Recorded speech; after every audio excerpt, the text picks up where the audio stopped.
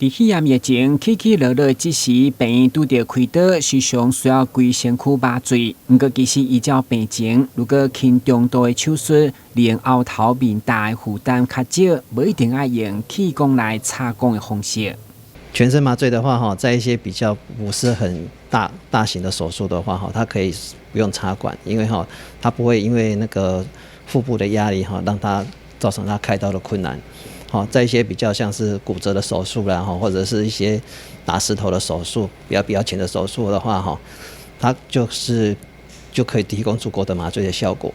那也不用放到那个气管里面去造成它的刺激，醒过来比较不会喉咙痛。讲到后头面大，因为一个得要14块到18块不等，所以病院通常拢是个别会当中好使用。不过毕竟无到100%确定是消毒清气。10当前就推出一摆用完的单的面大，成为疫情之下好选择。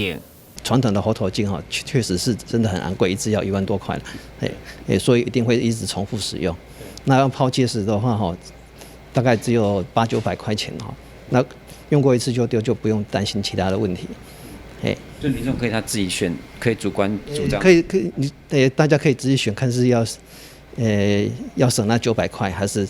那个使用900块那个求自己安心，这样是觉得是很不错的选择啦。